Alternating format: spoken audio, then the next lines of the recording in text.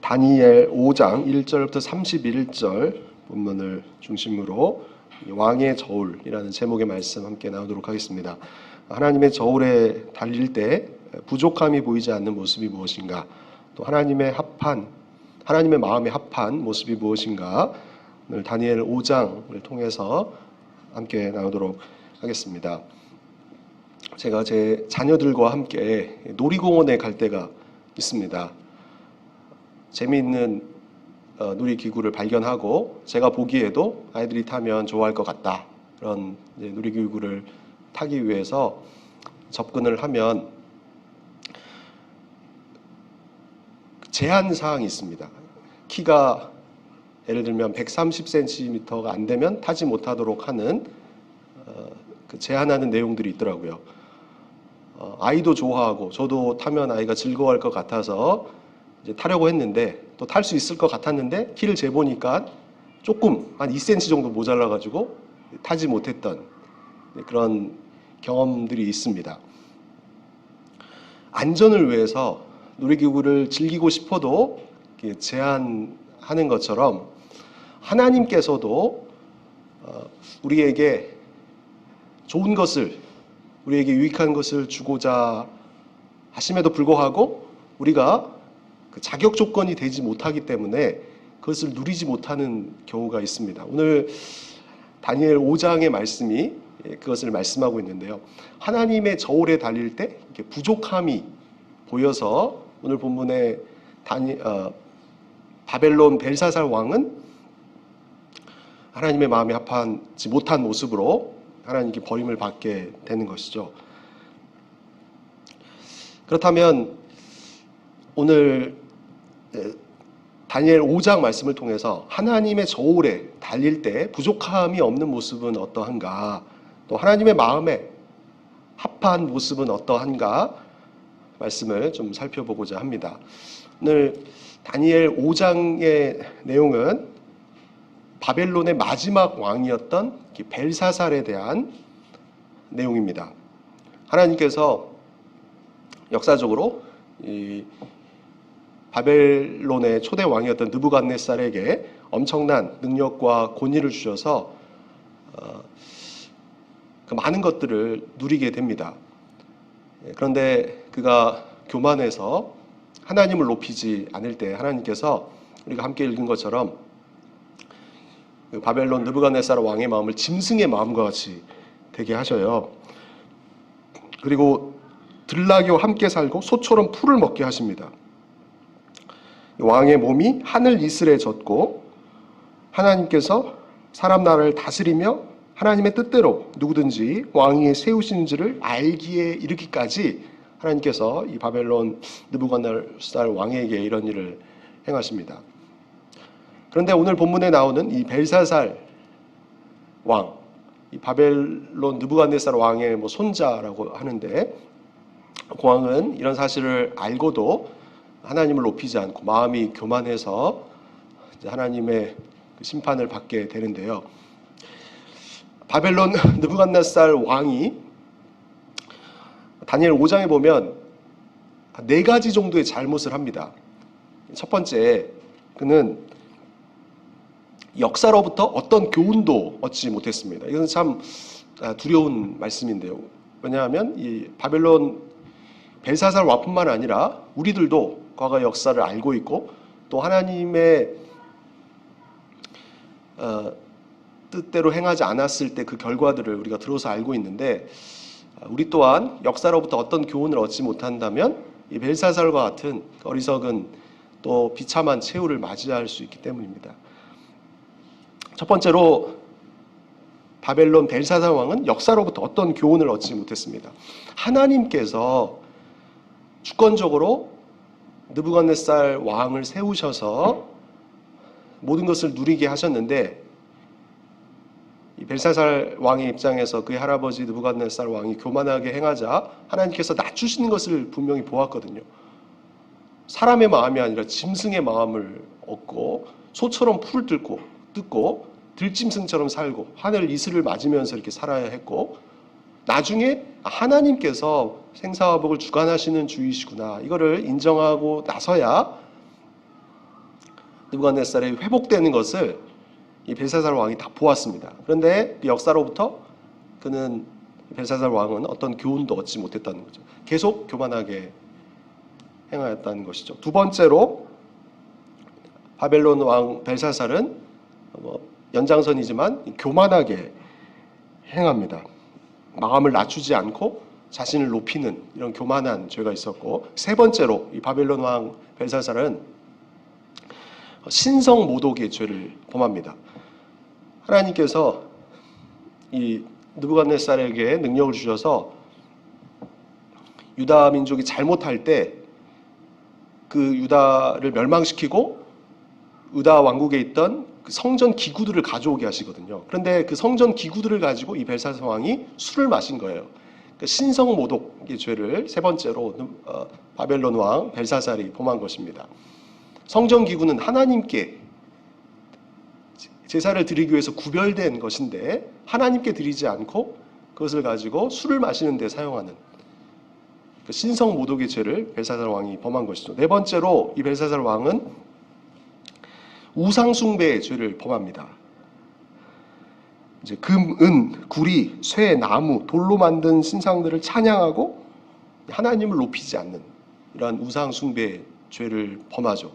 그래서 하나님께서 사람의 손이 이 벨사살 왕의 눈앞에 나타나서 석회벽에 글자를 쓰게 하십니다.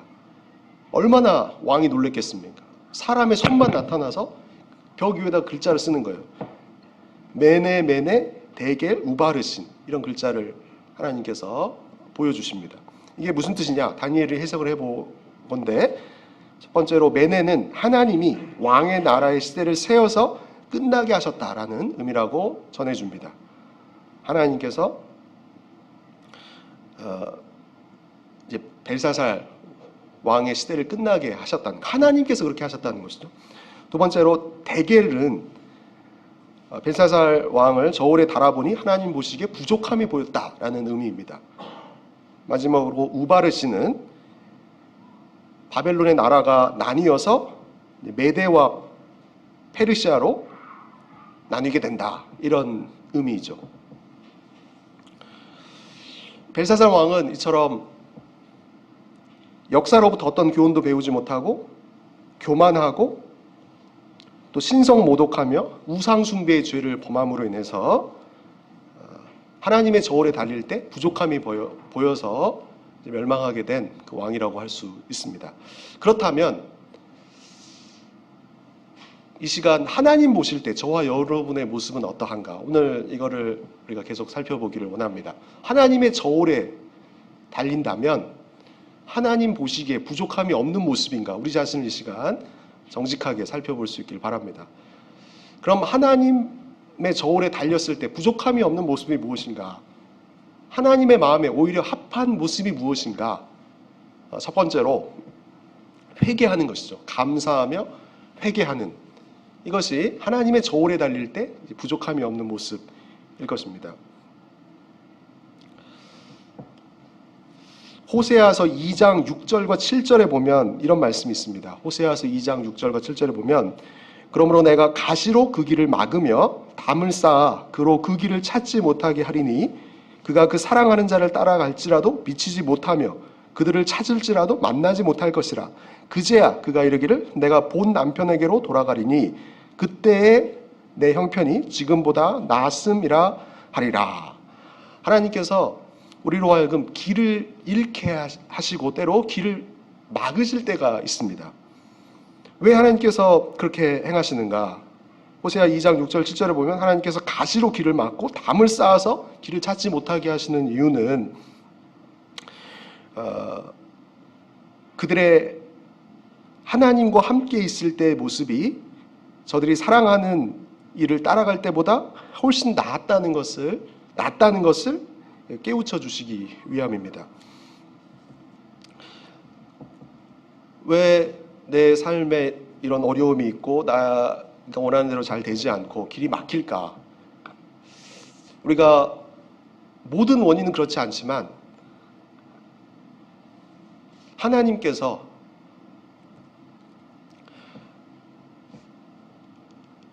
내게 하나님의 말씀에 순종하지 않는 모습 때문에 길을 막으시는 것은 아닌지 우리 자신을 돌아보는 그 지혜가 우리에게 필요할 것입니다. 길이 막힐 때는 하나님께 감사하면서 내 자신을 돌아보고 회개하는 것이 필요한 것이죠. 모든 원인이 내 잘못 때문에 그렇지는 않지만 내 잘못 때문에 내가 회개하지 않는 그런 모습들 때문에 길이 막힌 것은 아닌가, 첫 번째로 우리가 살펴봐야 할 것입니다.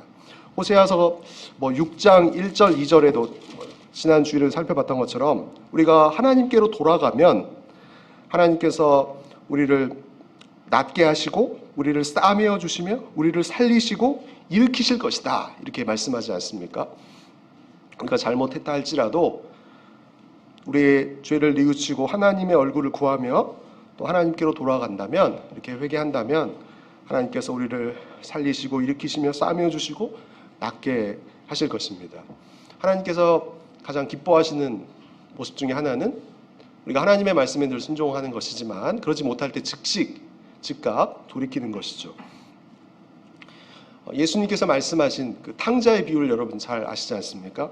네, 둘째 아들이 아버지로부터 받을 유산을 아버지가 죽기 전에 미리 받아가지고 그것을 가지고 자기가 원하는 대로 사용하지 않습니까? 그런데 재산을 다 탕진하고 나서 그가 먹을 것이 없자 이제 아버지 생각이 나는 거죠. 내가 아버지 집에 있었다면, 아버지의 품꾼이라면 지금 상황보다 훨씬 좋을 텐데, 그것을 생각하면서 염치가 없지만 그제서라도 아버지께 돌아갈 때 그 아버지가 어떻게 합니까? 멀리서 아들을 알아보고 살찐 짐승을 잡고 잔치를 벌이고 금가락지를 끼우고 그 아들을 기뻐 안아주지 않습니까? 맞아주지 않습니까? 하나님께서는 우리가 하나님의 말씀에 늘 순종해서 이 땅에서도 잘 되기를 원하지만 혹 그 어려움을 통해서라도 내가 하나님의 순종하지 못한 모습이 있음을 알고 돌이킬 때 언제든지 우리를 기뻐 맞아주시고 다시 은혜와 복을 주시는 하나님이시죠. 그렇기 때문에 우리는 하나님의 저울에 달릴 때 부족함이 보이지 않는 모습, 이 하나님께로 돌아가는 일임을 이 시간 다시 한번 기억하고 회개로 하나님의 마음에 합한 모습이 되어야 할 것입니다. 성탄절은 예수님께서 우리 죄값을 죽음으로 치르시기 위해서 오신 날이 아니겠습니까? 오늘 찬양 중에도 그런 가사가 나왔는데요. 하나님께서 죄를 얼마나 싫어하시는지 예수님을 죽게 하시기까지 심판하신다는 것을 보여주지 않으셨습니까? 예수님께서 우리 죄 때문에 그 문제를 해결하시기 위해서 이 땅에 오셨는데, 하나님께서 미워하시는 그 죄를 우리가 이 시간 아직도 품고 있다면 하나님 앞에 정직하게 예수님의 보혈을 의지하면서 이 시간 죄를 고백하고 죄에서 떠나는 우리의 모습이 있어야 할 것입니다. 하나님 앞에서 하지 말아야 할 것들을 한 주 동안 한 것이 혹시 있습니까? 또 해야 할 것을 하나님 앞에서 신실하게 하지 못하는 모습들이 있습니까? 그렇다면 이 시간 우리가 다시 한번 회개해야 할 것입니다. 요즘은 이제 모바일, 인터넷이 많이 발달을 해서 이것들이 하나님 앞에서 합한 모습으로 서 있지 못하도록 방해하는 요인들이 참 많은 것 같습니다.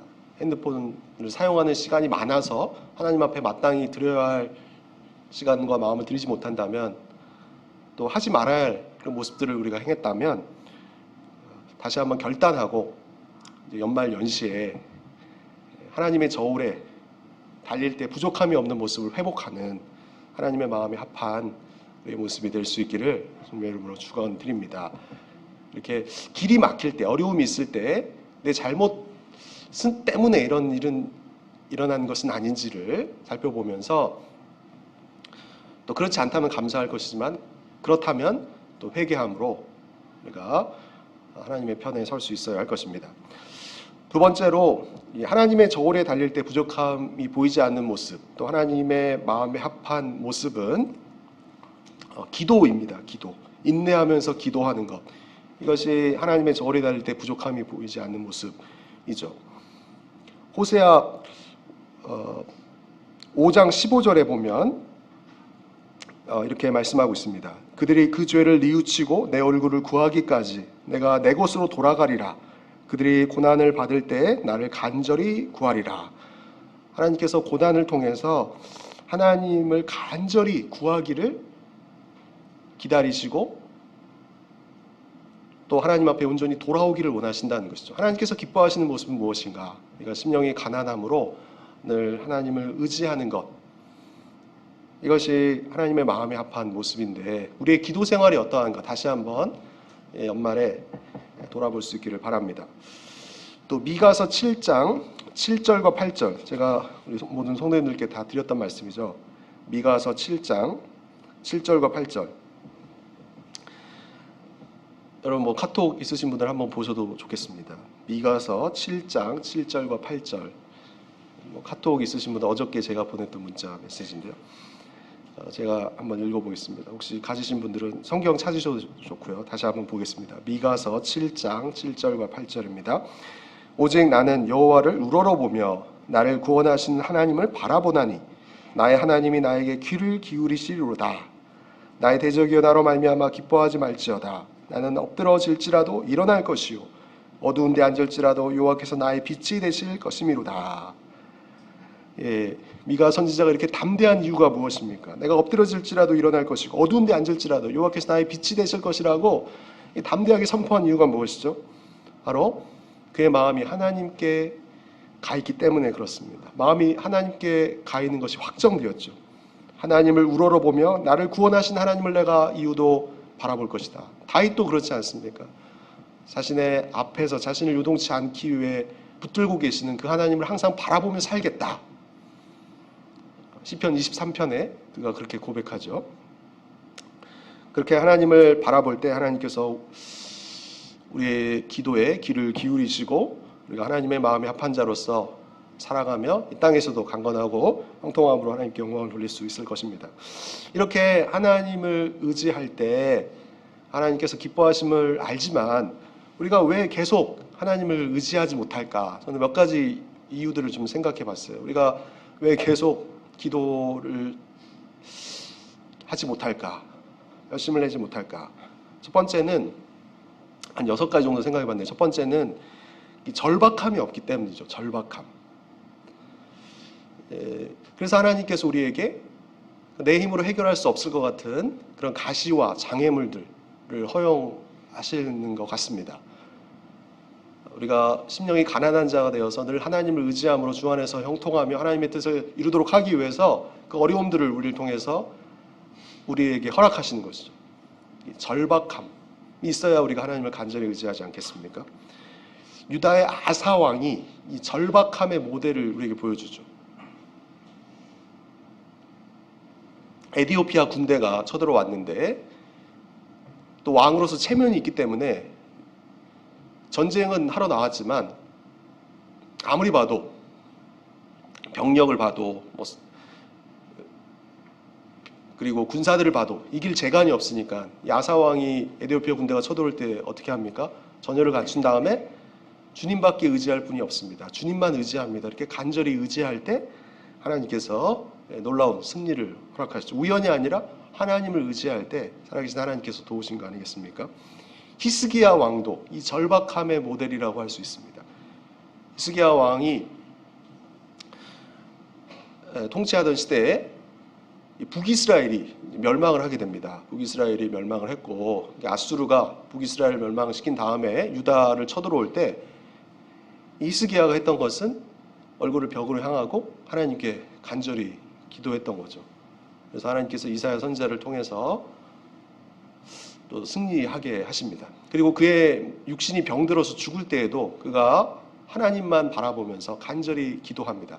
그렇게 할 때 하나님께서 전쟁에서도 이기게 하시고 그의 육신의 생명까지도 연장시켜 주신 것이죠.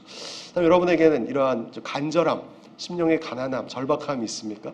이러한 하나님밖에 의지할 수밖에 없는 상황, 참으로 가혹하고 힘든 상황이지만 어떻게 보면 진짜 하나님의 은혜이고 감사한 상황인 것이죠. 내가 하나님만 의지할 수밖에 없다면 늘 하나님의 그 은혜 가운데서 우리가 주 안에서 강건하고 형통한 삶을 살 수 있기 때문입니다. 그리고 왜 기도를 우리가 계속하지 못할까? 절박함이 없기 때문에 두 번째는 하나님의 주권을 믿지 않기 때문일 것입니다. 하나님의 주권, 생사화복을 주관하신 하나님, 그 하나님을 우리가 믿지 않기 때문에 내 모든 미래가 하나님께 달려 있음을 우리가 간과하기 때문에 하나님을 의지하지 못하는 것이죠.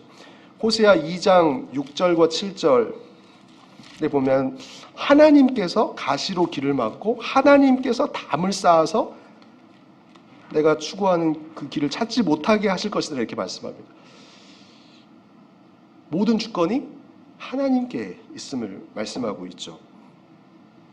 나의 미래가 하나님께 달려있음, 또 생사화복을 주관하신 분이 오직 하나님을 안다면 우리는 계속 하나님만 바라보고 하나님 앞에서 그 하나님 마음에 합한 자의 모습으로 살아갈 수 있을 것입니다. 세 번째는 왜 기도를 못할까? 기도 응답이 없다고 착각하기 때문에 그럴 것입니다.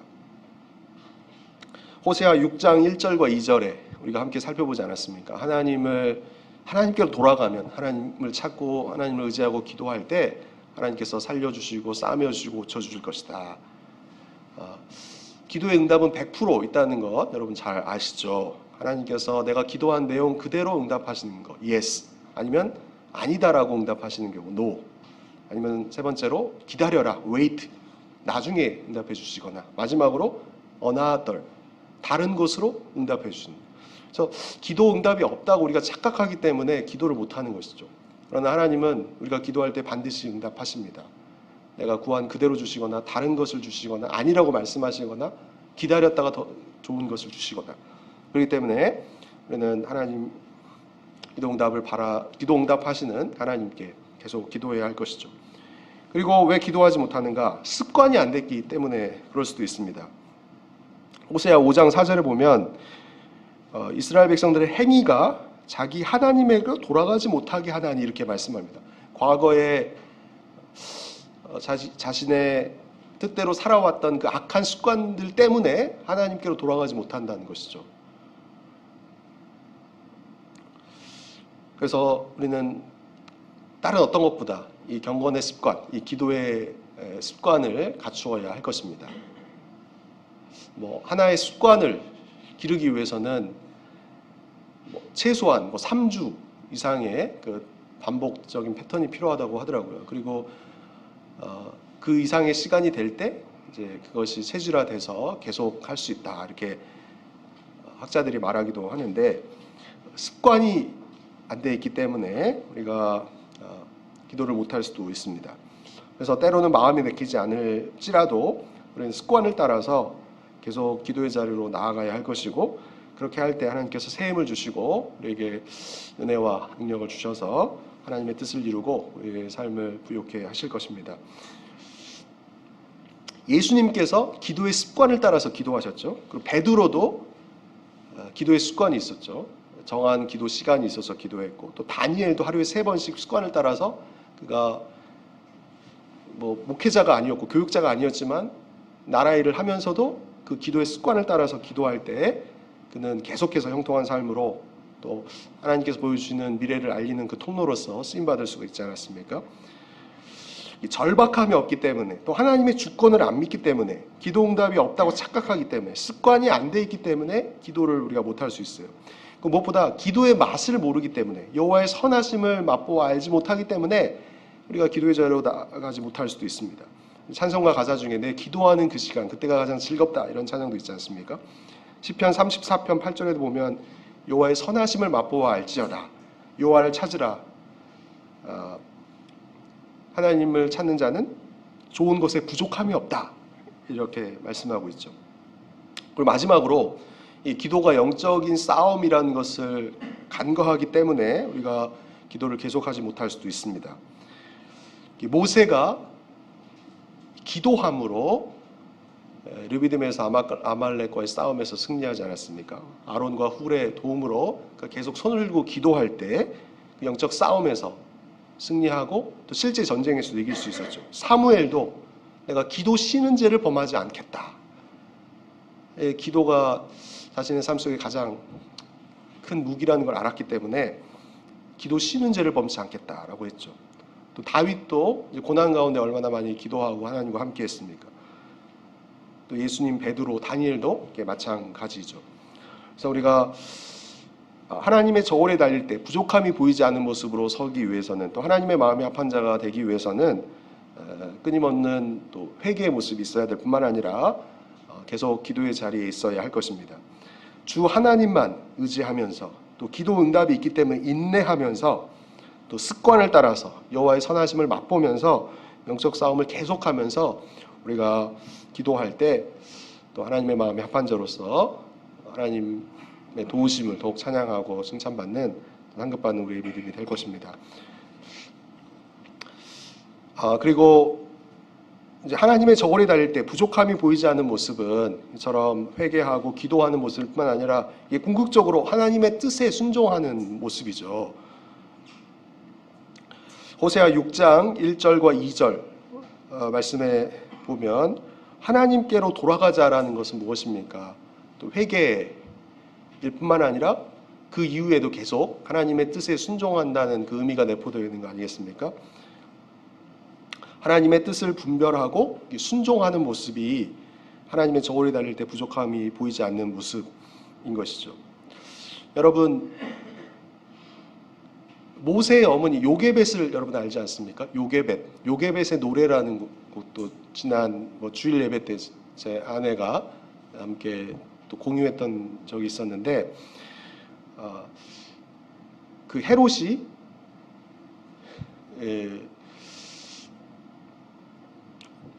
이스라엘 백성들이 애굽에서 강대해지니까 바로죠, 죄송합니다. 바로가 이집트에서 이스라엘 백성들이 강성해지니까 그 남자아이들을 다 죽이려고 명령을 내리죠. 이때 요게벳이 모세가 너무나 예쁜데 어쩔 수 없어서 아이를 이제 포기하려고 합니다. 그래서 나일 강가에 그 갈대 상자를 만들어서 아기를 담고 모세를 담고 띄우죠. 이제 하나님의 손에 결국 맡기게 되는데, 이것 또한 하나님의 섭리가 있었고 모세가 이스라엘 백성들을 구원하기 위한 준비 과정으로서 왕가에서 교육을 받아야 하기 때문에 하나님께서 그 고난을 사용하셔서 그를 준비시켰던 것이죠. 그래서 요게벳이 하나님의 섭리 가운데 모세를 떠나보낸 것, 이것도 이제 어쩔 수 없는 순종이라고 할 수가 있습니다. 여러분, 야곱을 아시지 않습니까? 야곱도 마찬가지죠. 야곱이 평생 머리를 굴리면서 살다가 어느 날 자신의 딸이 성폭행을 당하고 또 자녀들이 살인자가 됩니다. 한 민족을 몰살시키죠. 그때 야곱이 하나님께 했던 소원을 기억하게 됩니다. 내가 베들로 올라가야 되겠다. 그래서 하나님께 서원한 것을 갚고 또 하나님의 말씀에 순종하는 모습으로 바뀌게 됩니다. 그리고 또 한 가지, 야곱이 가나안 땅에 있으면서 가뭄으로 굶어 죽을 위기에 있을 때 자신의 막내 아들 베냐민을 애굽에 보내기로 결정을 합니다. 내가 죽으면 죽으리라. 자기가 사랑하는 라헬이 낳은 아들이었기 때문에, 막내 아들이었기 때문에 늘 베냐민과 함께 있기를 원했지만 어쩔 수 없이 그 베냐민을 보내야만 했을 때 하나님께 맡기고 하나님의 그 섭리에 순종하는 선택을 하죠.